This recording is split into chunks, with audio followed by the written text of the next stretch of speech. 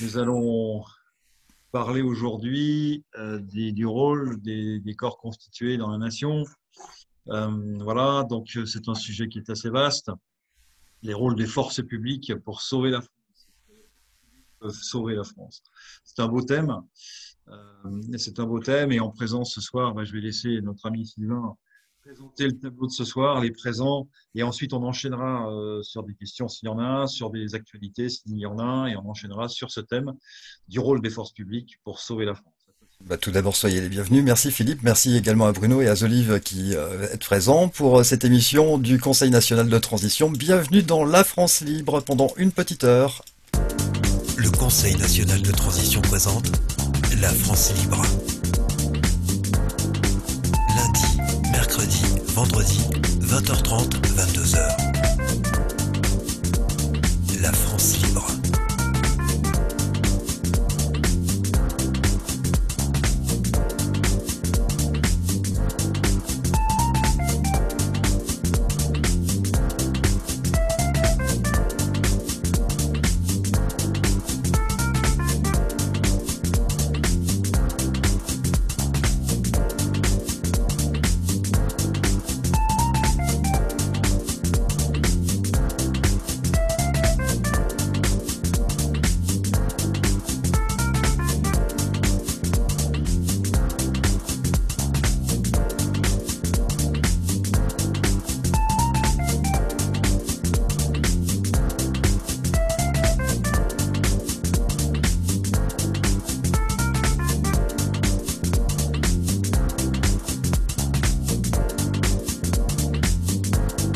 Conseil national de transition.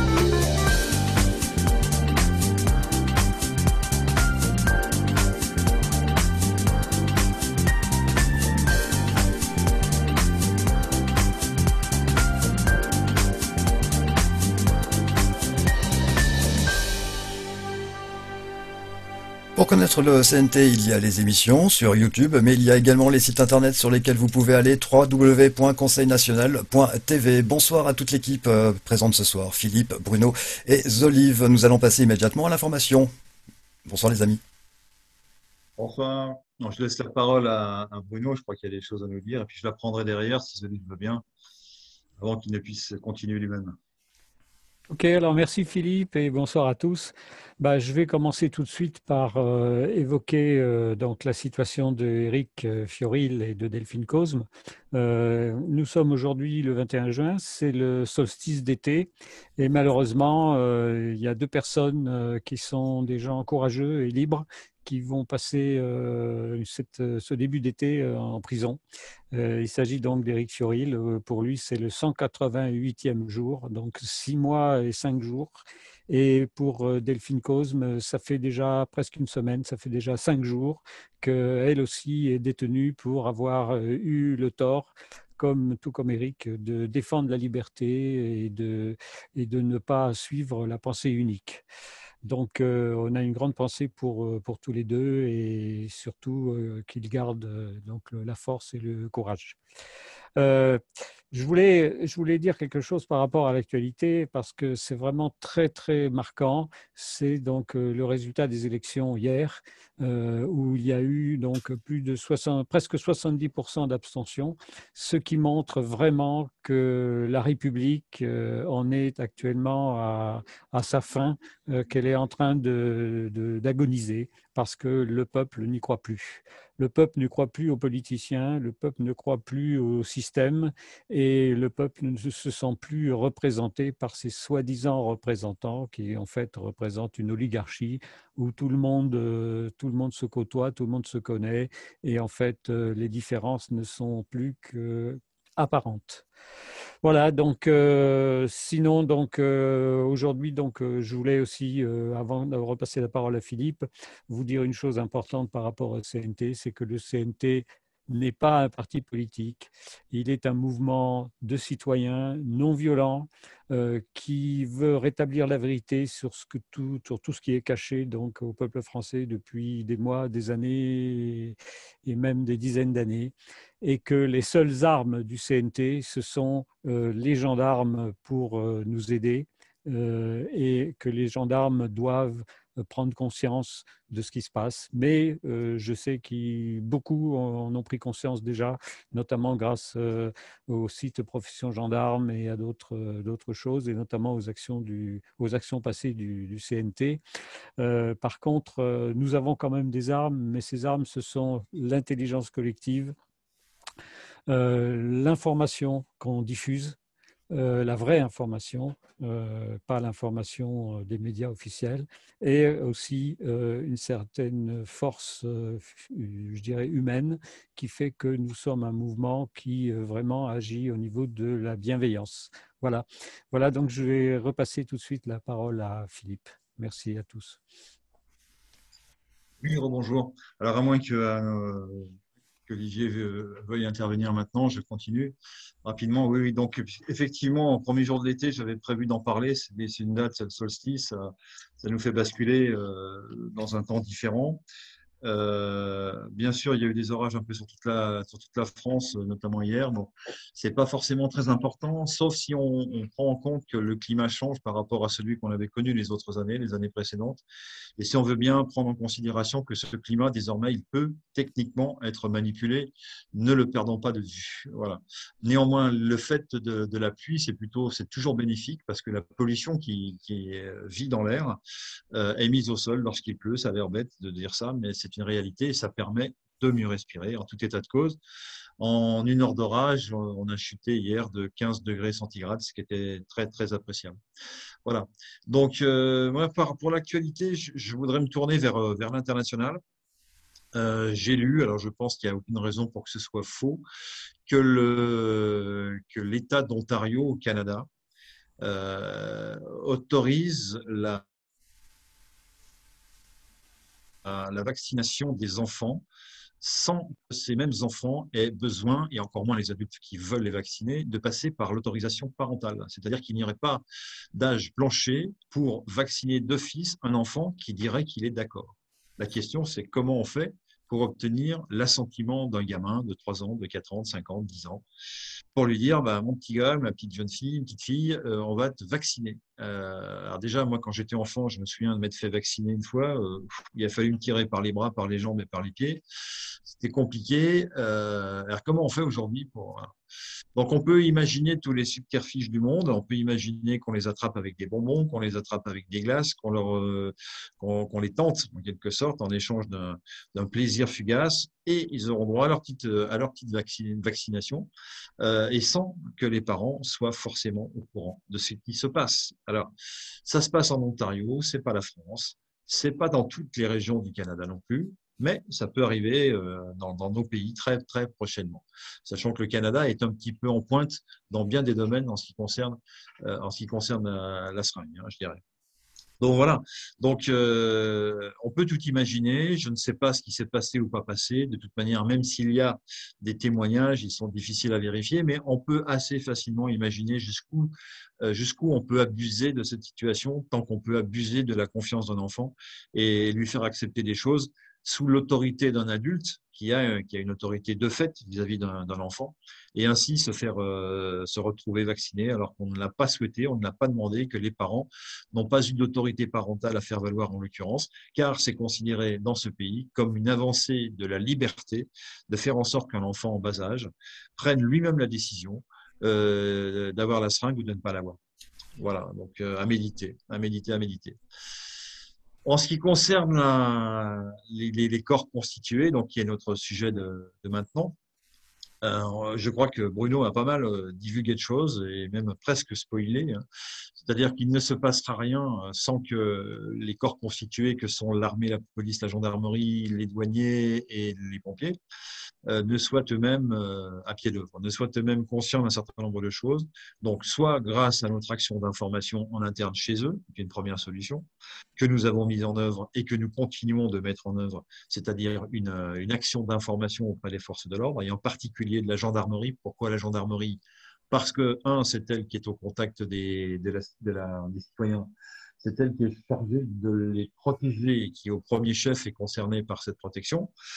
Et puis deux, c'est aussi la gendarmerie qui est quelque part le déclencheur de toute action militaire, que ce soit sur le territoire français ou éventuellement à l'extérieur. Là, je suis moins sûr de moi. Donc voilà, donc cette gendarmerie, il est important qu'on l'informe. Elle est informée, alors par nous, je le disais, mais pas seulement, évidemment, puisque l'armée et les corps constitués partagent avec les travailleurs de la santé. Là, vous allez me dire qu'il y a un rapport. Bah si, ils ont les uns et les autres la caractéristique d'être installés en première ligne sur tout ce qui est le front de la vérité en ce qui concerne la santé et la sécurité. En ce qui concerne la paix et la guerre, en ce qui concerne les médecines valables et les médecines qui le sont moins, etc. Donc, ce sont des gens qui sont en première ligne. Je pense aux infirmières, je pense aux gardiens de la paix de base qui voient des choses, qui se rendent compte de certains nombres de choses. Et toute cette France-là, parce que ce sont des Français, évidemment, hein, ils souffrent beaucoup parce qu'ils sont dans l'obligation de passer outre ce qui leur semble scandaleux à leurs yeux, qui n'était pas prévu comme ça, dont on n'avait jamais dit que ça se passerait comme ça, etc. Et ils sont obligés de passer outre et ils sont obligés de mettre en quelque sorte un voile sur leur propre conscience s'ils veulent continuer à travailler. Et ça, ce sont des conditions humaines qui sont très difficiles. Et voilà, nous leur proposons de réfléchir, nous leur proposons d'observer l'alternative que propose le CNT autour de tout ça, autour de ces deux problématiques que sont la sécurité d'une part et la santé d'autre part, qui sont les préoccupations immédiates, immédiatement graves, je dirais, auxquelles nous sommes tous confrontés aujourd'hui. Voilà. Alors, je vais mettre de côté pour ce soir la partie santé, mais sur la partie militaire, la question est est-ce que ce sont les corps constitués qui vont pouvoir nous aider à nous en sortir? Bah, évidemment, la réponse est oui, puisqu'il n'y a pas d'alternative. C'est-à-dire que le CNT a fait le choix, et depuis longtemps, de faire en sorte que nous avancions uniquement dans le droit et dans le pacifisme et la paix. Donc là, surtout la paix. Le pacifisme, c'est un mot un peu différent. Donc, surtout la paix et le droit. Donc, ces choix-là, ils ont été clairs, ils ont été tamponnés, approuvés, et nous ne rallions au CNT que des personnes qui sont d'accord avec ces choix. C'est bien évident. Voilà, donc ça c'est un point qui est très important. Si tu le permets, Philippe, je vais juste, Bruno a spoilé le sujet tout à l'heure, tu viens de spoiler un petit peu le mien puisque c'était l'introduction que j'allais envoyer immédiatement. Allez, alors allons-y. C'est pas grave. On travaillera globalement. Le lundi soir à 20h30, le Conseil national de transition présente La France libre. Des discussions, des rubriques, de l'information. L'État a pour mission de garantir et faire respecter les règles collectives de la société, y compris la sûreté et la sécurité. Il s'agit d'une mission régalienne, c'est-à-dire d'une mission qui ne relève que de la seule responsabilité de l'État. Afin de remplir cette mission, l'État dispose donc d'une force publique pour faire respecter la loi, si nécessaire, par la force. On parle donc de force publique car son entretien est financé par des ressources prélevées sur la collectivité, c'est-à-dire par l'impôt. Ce principe de financement oblige depuis la Révolution française que cette force publique soit mise à la disposition de la collectivité et non pour l'utilité particulière de ceux à qui elle est confiée. Ceci est un extrait de la Déclaration des droits de l'homme et du citoyen. La force publique est essentiellement composée de la gendarmerie et de la police nationale. La gendarmerie dépend du ministère de l'Intérieur, elle est composée de militaires. Son champ d'action est l'ensemble du territoire de la République. Au niveau local et à l'échelle de la commune, une police municipale intervient et est placée sous l'autorité du maire. Contrairement à la gendarmerie, la police n'est pas composée de militaires. Pour faire court, afin d'assurer la sécurité de ses citoyens, l'État a recours à l'utilisation d'une force publique financée par la collectivité, autrement dit par l'impôt. Ces domaines d'intervention sont variés et s'étendent sur tout le territoire de la République. Voilà, le sujet de ce soir est maintenant introduit comme il le faut. Merci Philippe. Ouais, avec Merci, plaisir. merci. Et bravo pour ce résumé brillant et tout à fait complet. Oui, bien entendu. Donc, ces corps constitués, ils obéissent à l'État. Donc, c'est ce que tu as très bien fait remarquer. Et l'État, c'est qui en fait, hein? Ben, dans le centre, dans la question du CNT, le peuple est au centre de l'État puisque c'est lui qui est souverain. Donc, si demain les corps constitués doivent obéir dans le cadre de l'installation du CNT, puisque je rappelle que le CNT, comme Bruno l'a fort bien dit, ça n'est pas un parti politique, c'est plutôt un outil juridique, et on ne s'abonne pas au CNT comme on s'abonne ou comme on s'inscrit à un parti politique, et simplement on décide, ou on décide de plus ou moins, à plus ou moins grande majorité, d'utiliser un CNT pour, en l'occurrence, aller vers une transition de 2 à 3 ans, comme on l'a souvent exposé, de façon à changer les choses dans ce pays, dans une pure légalité qui nous est déjà acquise, car l'avantage du CNT, c'est qu'aujourd'hui, nous sommes dans une légitimité et une légalité acquise. C'est en tout cas ce que nous souhaitons mettre en avant. Et pour pouvoir effectivement faire tout ce que nous avons à faire dans un délai court, dans une transition, donc c'est comme ça qu'on l'appelle, cette transition, doit nous amener à faire quoi? Nous amener à changer suffisamment les choses en France pour qu'elles redeviennent dans un côté positif, premièrement, et deuxièmement, donc faire en sorte que tout ça donne au peuple de France le choix de son prochain mode de gouvernement, de son prochain mode de gouvernance. C'est le peuple qui va choisir. S'il veut retourner à la République, il retournera à la République. Nous disons aujourd'hui que c'est pas la République qui est en déshérence aujourd'hui, qui s'est écroulée avec la Constitution en 2011. C'est pas la République en général, c'est cette République. Alors on pourrait tout à fait envisager d'en créer une autre, d'en créer une 6e ou une 7e, ou que sais-je encore. Mais sauf que nous, au CNT, nous disons halte en tête, nous disons plutôt que de recommencer comme avant et de faire toujours plus de mêmes résultats, si on se posait pour faire cette fameuse transition qui a été pensée, réfléchie par des gens sérieux, que ce soit des économistes ou que ce soit des scientifiques, etc., mais en aucun cas des politiciens, puisque les politiciens n'apportent pas de solutions pratico-pratiques et aujourd'hui sont désavoués dans les urnes, comme le faisait également tout à l'heure remarqué Bruno, sont désavoués par une abstention de l'ordre de 70% pour des élections locales, ce qui est absolument effrayant. Donc il y a une faillite, et il y a un moment donné, il va bien falloir que cette faillite elle soit actée et que les choses changent. Alors dans la paix, dans la légalité, j'y reviens. Et que viennent faire les corps constitués à cet endroit-là? Quel est leur rôle? Comment vont-ils intervenir? C'est des questions qui sont majeures. C'est des questions majeures puisque nous allons nous poser la question de savoir si ces corps constitués obéissent aujourd'hui doivent toujours obéir à ceux qui les commandent, c'est-à-dire nos représentants, qui sont quelques-uns, et nous sommes les représentés, qui sommes nombreux, et la police obéit aux plus petits de ces nombres, qui sont les représentants, et qui sont eux-mêmes censés obéir aux demandes des représentés. Mais on s'aperçoit que ça ne marche plus. C'est pour ça que les représentés ne vont plus voter. Et c'est aussi pour ça que les représentants se permettent, lorsque les représentés sont dans la rue, de leur tirer dessus, de leur faire tirer dessus. Alors, est-ce que c'est toujours je dirais, le rôle de la police d'obéir à tous les ordres, même lorsqu'ils sont d'une part moralement difficiles à défendre et qui plus est illégaux, parce qu'il y a toute une série de lois qui effectivement protègent les Français, notamment la gendarmerie est censée protéger les Français, la gendarmerie était censée prendre des dispositions lorsque des choses illégales se passent. Simplement, ce qui s'est passé, c'est que dans l'enchaînement des faits, il y a des décisions qui n'ont pas été prises, il y a des glissements qui ont eu lieu, qui ne sont pas récupérés, sauf au CNT où nous disons il est temps de s'apercevoir que nous avons été floués et que ce traité de Lisbonne nous a floués de notre souveraineté, alors que le peuple avait décidé de ne pas rentrer dans cette Union européenne, sous cette forme-là en tout cas. Eh bien, il y a été contraint et forcé par un artifice parlementaire par lequel ce sont les représentants qui ont trahi la volonté des représentés. Je dis bien trahi parce qu'il y a toujours des âmes pour expliquer que ce qui est passé légalement, c'est pas tout à fait la même chose que ce qui avait été prévu 3 ans plus tôt. Si, c'est la même chose, c'est exactement la même chose. Dans le fond, en tout cas, c'est essentiellement la même chose. Donc, il y a pas lieu de tergiverser sur de dire oui, mais c'est pas la même chose. Si, si, c'est pareil.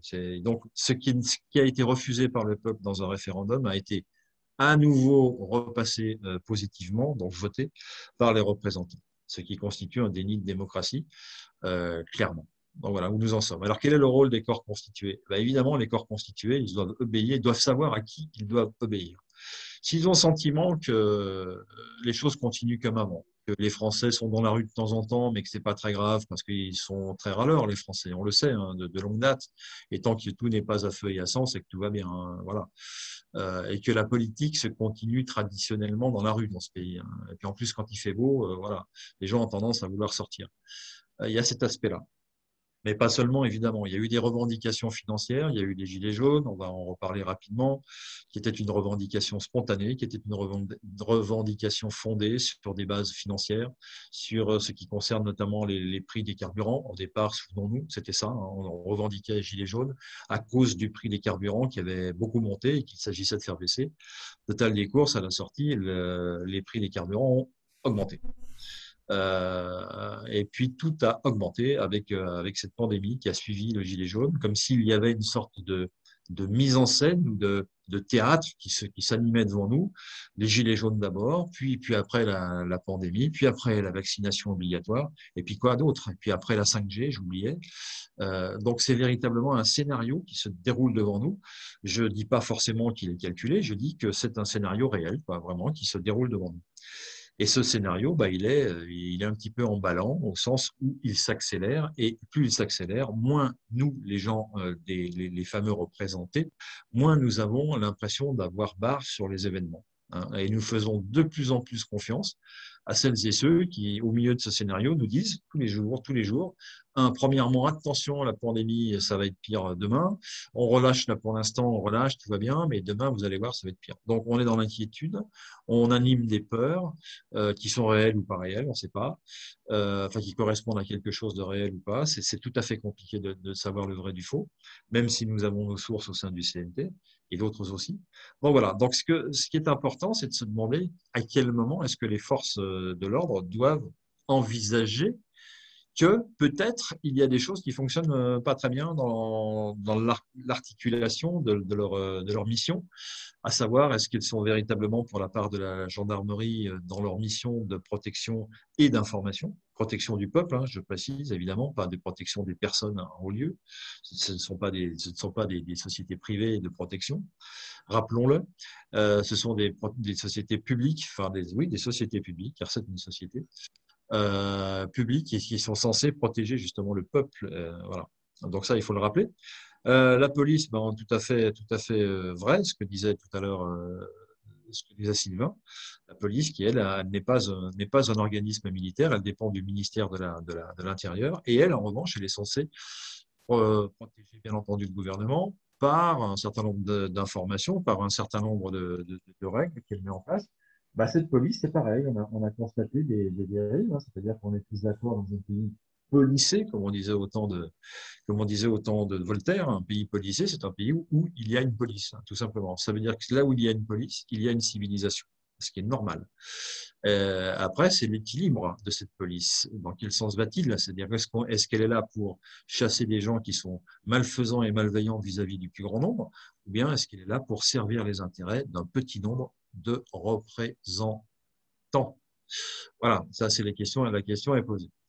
Alors on n'a pas parlé de l'armée, bien entendu. L'armée, ben, elle est dans un rôle un petit peu plus complexe, c'est-à-dire que elle est là où on lui demandera d'aller, et c'est toujours la même chose, c'est le gouvernement en place.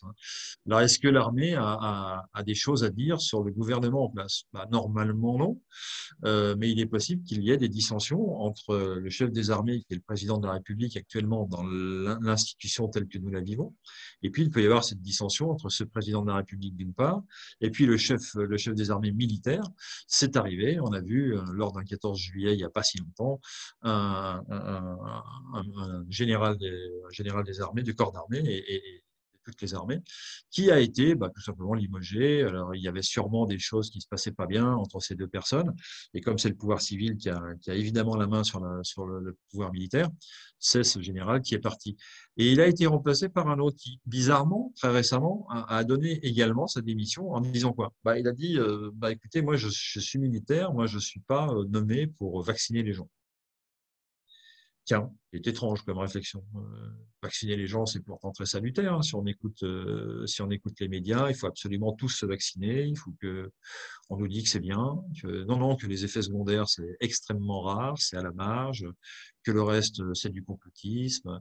Il faut absolument se vacciner, hein, sinon on va tous être atteints du Covid-19, voilà, ou de la Covid-19.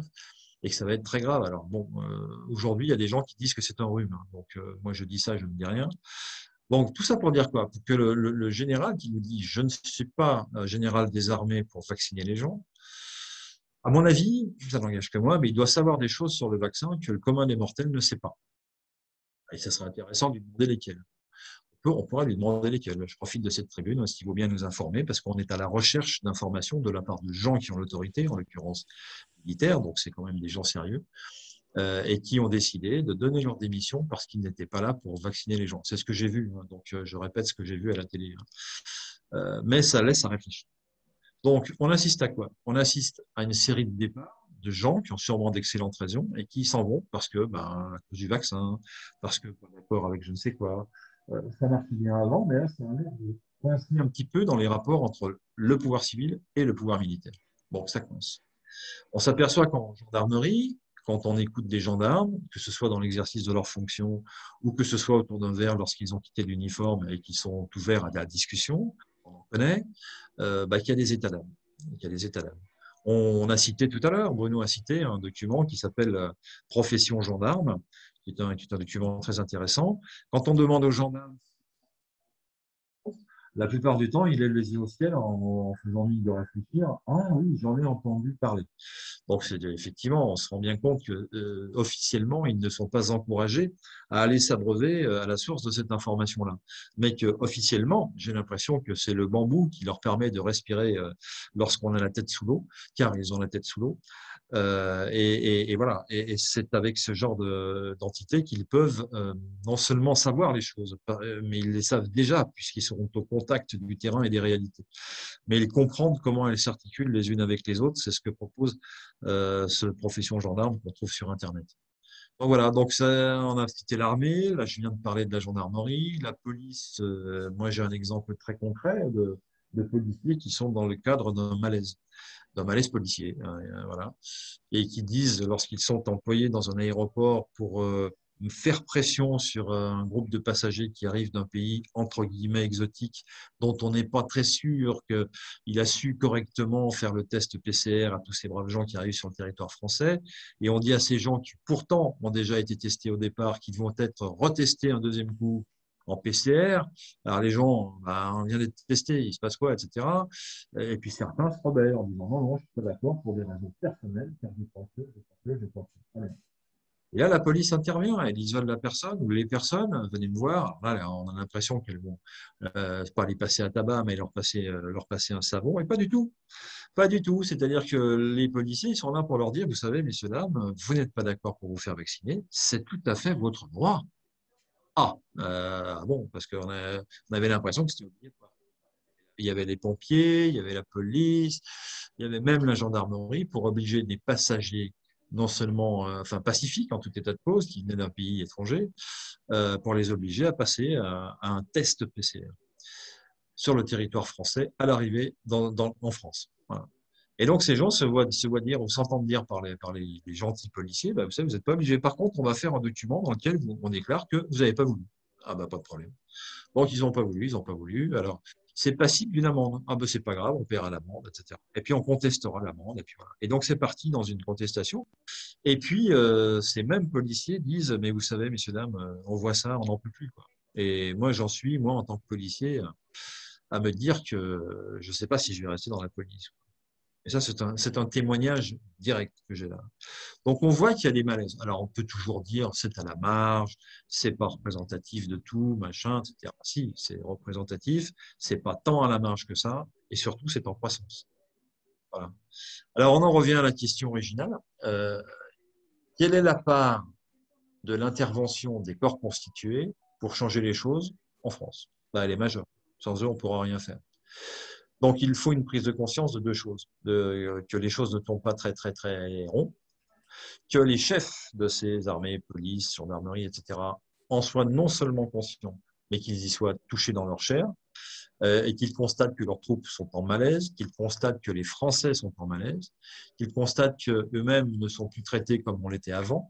Moi, j'ai eu des témoignages de gendarmes qui m'ont expliqué, ah ben oui, c'est bien votre truc, mais si vous êtes capable de revenir aux effectifs, de nous faire revenir aux effectifs qu'on avait il y a encore 3 ans en arrière, ça sera très bien, parce que là, on est en sous-effectif, on n'en peut plus, quoi. Ils souffrent de ça au quotidien, sous-effectif. Il n'y a plus assez de personnes pour les actions de gendarmerie. Bon. Ça veut dire qu'il y a des coupes claires qui ont été faites dans ces budgets. Pour quelles raisons? Je ne sais pas, je ne suis pas là dans la tête des gouvernants. Mais toujours est-il que nous avons des plaintes qui nous arrivent directement. Alors, le phénomène de sous-effectif dans l'administration, il est relativement récurrent et depuis des années. Lorsque vous allez voir un conseiller des impôts et que vous dites que ça ne va pas assez vite, que ça ne va pas assez bien et qu'ils ne savent pas calculer correctement, on vous oppose assez rapidement le fait qu'ils sont en sous-effectif. Il faut écrire au gouvernement. Voilà. Alors, c'est une réponse qui peut paraître de prime abord un peu facile, mais je pense que dans le cas de la gendarmerie, il y a un peu plus qu'une formule rhétorique lorsqu'il nous exprime le malaise de la gendarmerie, que vivent les gendarmes entre eux et vis-à-vis de la population. Voilà ce que je voulais dire. Bon, voilà, donc ces corps constitués, alors on n'a pas parlé des pompiers, mais ça va un peu dans la même direction. Ils se font bombarder lorsqu'ils interviennent pour un incendie ou pour un problème de gaz, que sais-je encore. Ils se font bombarder par les populations. Est-ce normal, est-ce raisonnable? Ça n'est ni normal ni raisonnable. J'avais envie de dire, que fait la police? C'est une façon de dire les choses. Bah, la police n'a pas dans ses fonctions la protection de l'intervention des pompiers, qui sont par ailleurs des gens assez forts pour se protéger eux-mêmes. Ils ont eux-mêmes des casques, ils ont eux-mêmes des équipements lourds, mais pas pour se protéger contre les bombardements. Ils ont des équipements lourds pour se protéger contre le feu en général. Donc ça, c'est un détournement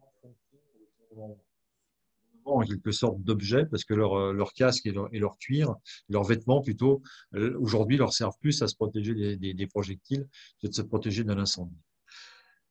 Donc les pompiers sont à la même enseigne. On a oublié les douaniers. Alors j'avoue que j'ai pas trop de retour par rapport à la douane, mais je veux bien imaginer qu'elle se situe exactement dans le même droit fil et dans les mêmes états d'âme que ceux déjà vus précédemment.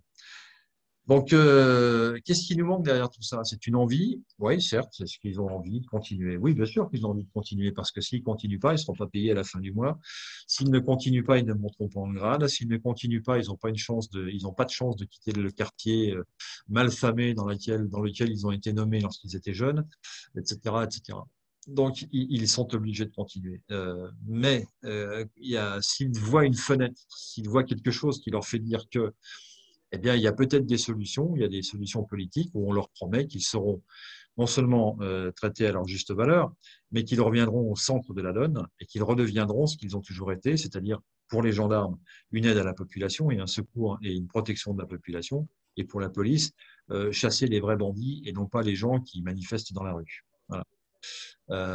Donc là, c'est une évolution de fonction. Il y a beaucoup de gens qui rentrent dans la police et qui en ressortent pour ces raisons-là. C'est-à-dire qu'ils ont cru qu'ils adhéraient à un idéal, ils s'aperçoivent, non, qu'ils adhèrent avant tout, qu'ils adhèrent surtout à une logique politicienne qui fait que ce sont les politiciens qui leur disent quoi faire, comment le faire. Et ça, c'est plus du tout super. Alors, quand ils écoutent des choses comme le CNT va se passer des politiciens, je peux vous assurer que quand on dit une chose pareille, eh bien, les corps constitués nous écoutent. On sait se passer des politiciens, vous savez faire? Oui, oui, on a des solutions. Et on leur montre. Alors, on leur montre autant qu'on peut leur montrer. C'est-à-dire qu'on leur montre une fois, on leur montre 2 fois, et la 3e fois, ils se font, par ordre, interdire de nous parler. C'est dommage. Donc, quand on en arrive à interdire à un corps constitué de s'adresser à un certain nombre de gens de la société civile qui viennent avec des messages parfaitement simples, parfaitement légaux, parfaitement sains, ça devient compliqué. Voilà.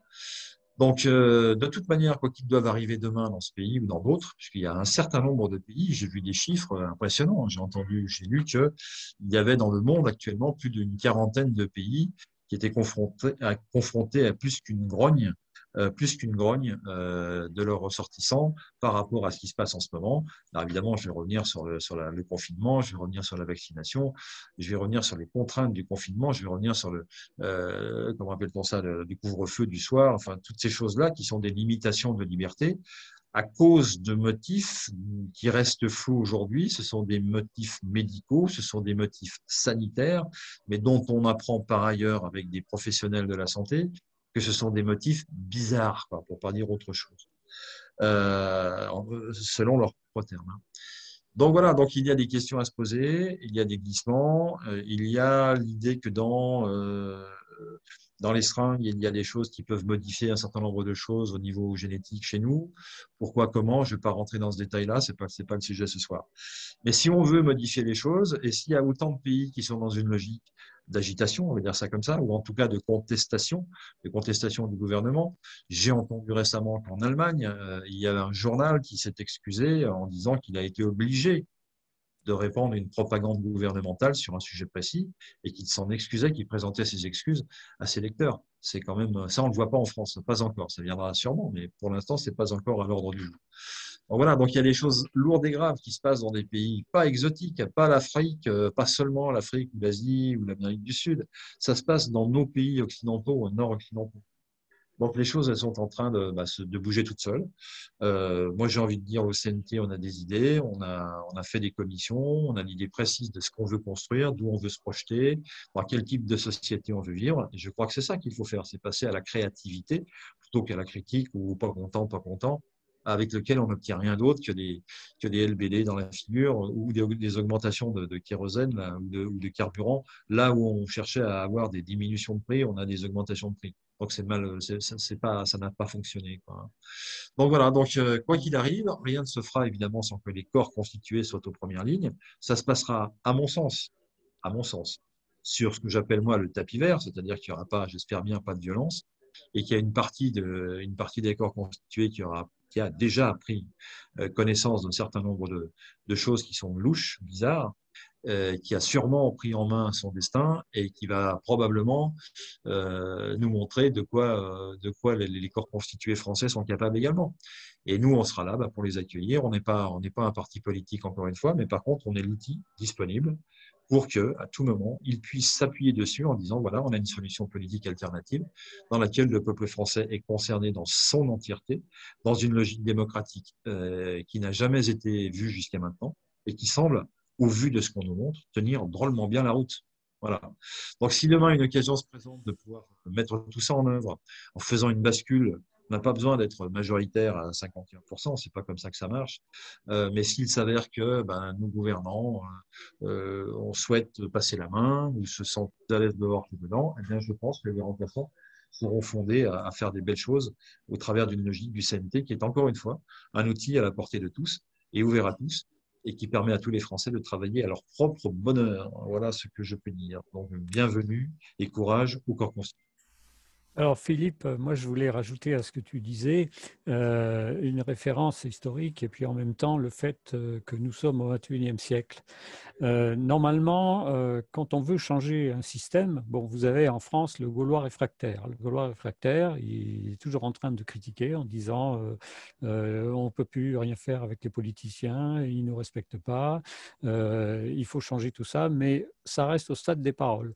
Et puis, on a des gens comme les Gilets jaunes qui manifestent pendant 1 an et demi pour exiger, pour demander des revendications, mais au bout du compte, qu'est-ce qui arrive? C'est qu'on ne les entend pas. Donc, quelle est la solution? Eh bien, moi, ce que je voudrais dire, c'est que bienvenue à ceux qui s'inscrivent au CNT, parce que le CNT, justement, est je dirais même la solution. Parce que d'une part, le CNT a une base juridique qui est très sérieuse et qui est indiscutable. Et d'autre part, le CNT ne va pas faire comme il s'est passé en 1789 et ailleurs, dans d'autres révolutions, ne va pas changer le système en détruisant tout. et en assassinant, en tuant des gens, etc. Nous, ce qu'on veut, c'est on ne veut pas utiliser des armes telles que sans jouer sur les mots, hein, on ne veut pas utiliser des armes. Nous, ce qu'on veut, c'est utiliser une arme qui est l'arme de la communication, l'arme de l'information et l'arme de l'intelligence collective. Point. Et à partir de là, on va utiliser cette force qu'on a au niveau de l'intelligence collective pour faire connaître à la population et en même temps faire connaître aux corps constitués, comme tu disais Philippe, la vérité sur la situation actuelle et les changements qu'il faut apporter.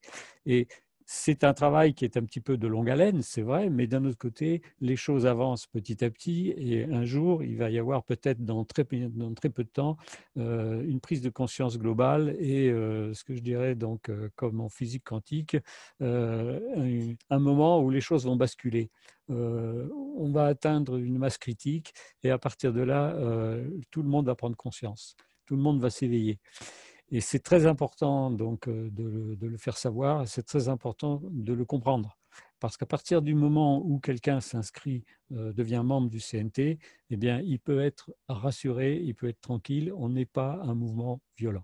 Voilà. Voilà juste ce que je voulais rajouter à ce que tu viens de dire, Philippe. Oui, oui, c'est bien d'insister là-dessus parce que voilà, il y a sûrement d'autres groupes ou groupuscules qui veulent passer par d'autres moyens qui ne nous concernent pas. Voilà, donc merci à toi pour cette précision et de bien montrer que je suis pas le seul à le dire et à le penser. C'est Il y a parfait. HK également qui chante quelque chose un petit peu dans ce sens-là, sans haine, sans armes, sans violence. Ah, c'était pas Spaggiari, ça, sans haine ni C'était violence? Spaggiari qui disait ça, oui. HK l'a repris également, donc c'est plus actuel, on va dire, c'est remasterisé. Sans haine ni violence. Est-ce que notre ami Olivier veut rajouter quelque chose à ce moment de l'intensité dramatique D'Olive. de la présentation générale? Bonsoir. Ouais, bonsoir tout le monde. Moi, j'avais quelques petits points à évoquer ce soir, en fait. Euh, Premièrement, pour la faire dans l'ordre par rapport à l'actualité, j'évoquerai assez rapidement les élections, mais je voudrais vous montrer quelque chose enfin, ça m'étonne un petit peu, mais de toute façon, au bout d'un moment, la vérité perce, hein. On commence progressivement comment dire, amener la vérité sur la Constitution caduque depuis 2008. C'est-à-dire qu'en fait, depuis 2008, on n'est plus en état de droit. C'est-à-dire que ça fait 13 ans qu'on n'est plus en état de droit. Et pour l'instant, il n'y a rien qui est fait. Moi, j'ai téléphoné à des avocats.